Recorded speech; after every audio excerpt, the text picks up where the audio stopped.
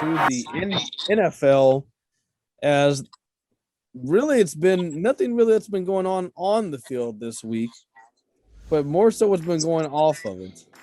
I I haven't had a chance to dive into really any of these stories. I've gotten the notifications about all of them. I, I don't know how much you know about it. I'll let you kind of take this one over because I think you've read maybe a little bit more into this one than I have, but not good. We'll start with the negatives first. Yes, there are some players out there who have been stirring up trouble in the neighborhood. Zaven Collins arrested in Scottsdale for reckless driving, which is 25 over. He had somewhere to be. He had to be there fast. If anybody's heard his phone call during the draft, he was the Cardinals guy he was saying, we're going to kill everybody and we're going to beat everybody into the ground and all this. Then he burst out in tears. He's all gas, no brakes on the field and the road. So he was fine. He was taken in. He was released. He'll pay off his fine. Sucks that that's your first purchase with your rookie contract, is paying off a speeding ticket. But that is what it is. A little more severe is our guy Frank the Shark Clark, who we are giving a lot of money to. Arrested in Los Angeles, possession of a deadly weapon with a submachine gun found in his Lamborghini, which in and of itself is an insane sentence. I mean, that is the most ridiculous title I've ever heard. It's sort of like a movie script sort of thing, superstar athlete caught with a gun in his luxury sports car cruising the streets in LA. There's not a lot that's out about it right now. All we know is the incident has happened. He's arrested. I'm sure the Chiefs, they're going to ask about it all tomorrow. You're going to hear the same answer from anybody on the Chiefs. Well, I don't know. I think everybody has that same answer right now. I don't know. Why does he have an Uzi? I don't know. Why was Lamborghini the choice of car if he was going to go with exotic cars? I don't know. There's a lot. That part is not important. The part that's important, obviously, is the gun. But yeah, we'll learn more as it happens. Right now, it's just something we know has happened, and not good for the Chiefs. Sort of a tumultuous off the field run for Chiefs here as of late. Yeah. Well, former Chiefs now with Britt Reed headed out, but yeah, it didn't stop there either. As Connor's former lover with the Vikings, their rookie defensive tackle Jalen Twyman was reportedly shot 4 times while driving over to his aunt's house. He is expected to make a full recovery. Look, what is going on? Like that's really a story I need to look more into. I don't know what happened there. I do remember seeing that. Yeah. I wished I knew more about it. We just know he was in the Washington. Car when that happened. He was in the car. I don't think he was driving, but I guess what they were saying, what his agent Rosenhaus said, was wrong place, wrong time. So maybe was caught up in crossfire in Washington D.C. potentially. Yeah, but that's what we've heard from his agent is wrong place, wrong time. I don't think he was involved with anything. So yeah, he is expected to make a full recovery. Shot 4 times. Goodness. Lucky to be alive. Yeah. Now, and I didn't see anything in the story specified about where he was hit, if there was any direct impact, or if, say he was just grazed. But yeah, the good news is expected to make a full recovery. I don't know when they expect him to be back doing football activities, but nothing severe as they're making it sound. Everybody sounds pretty tame about it. Just a wild, really last 48 hours. All of these stories have come out in the last 48 hours. So, yeah. No, Yeah, definitely.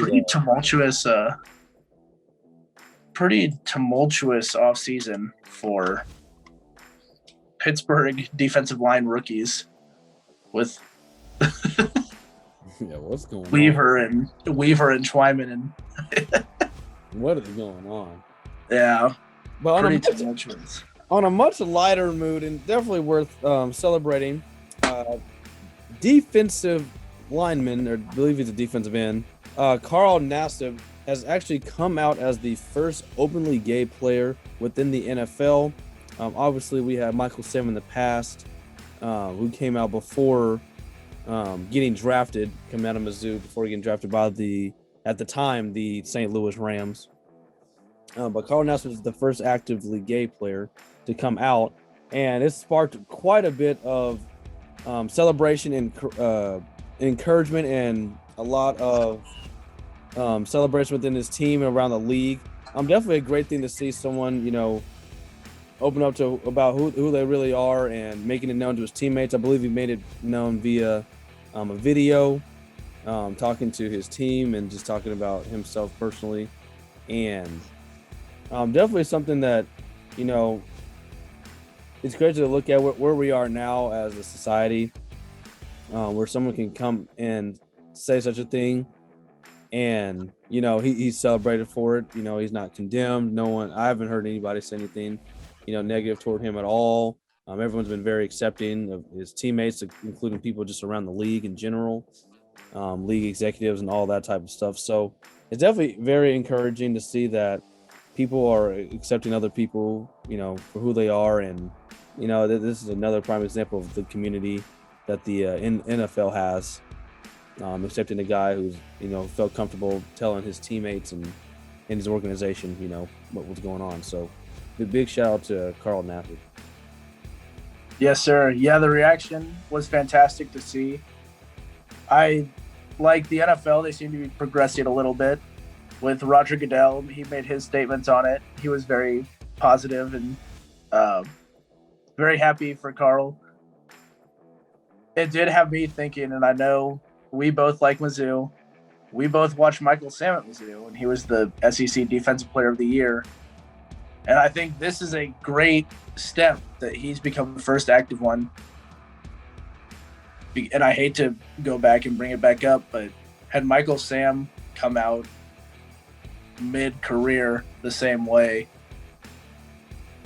would he be in the NFL, because I hate to bring it up, just something interesting I wanted to ask you about, because we all saw the potential, especially being from around here.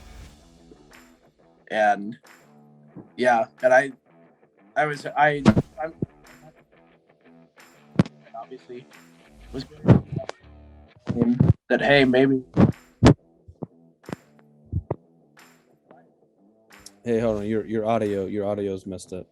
Oh, my bad. Can you hear it right now? I can now. You probably have to start that a little bit over. Okay.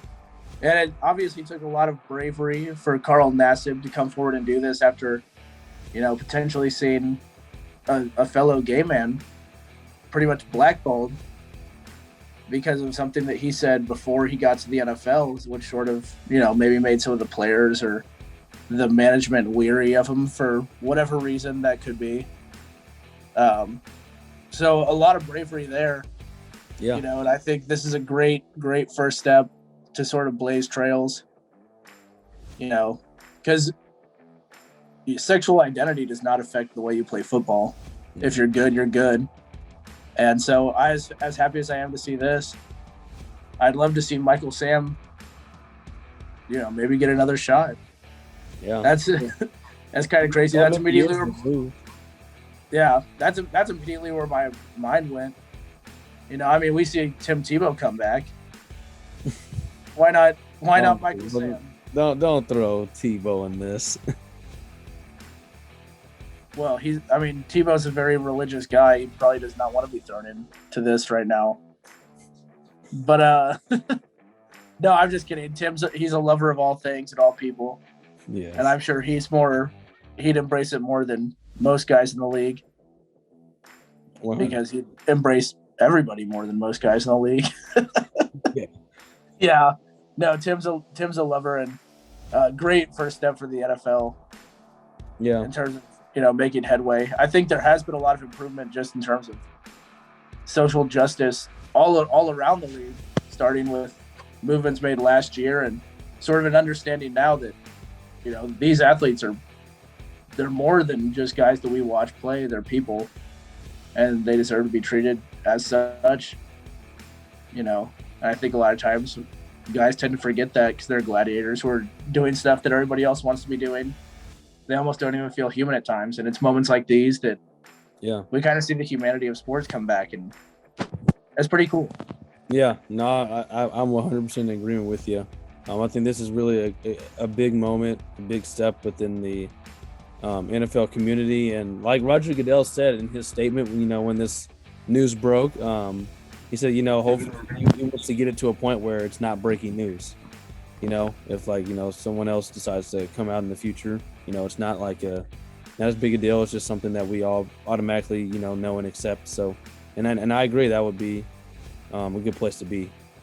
So, yeah, big shout out to the Raiders organization. Big shout out to Carl Nassib and everyone within the NFL community for getting behind him and supporting his decision. So, big props there. Something positive happening within the NFL because these players, good Lord.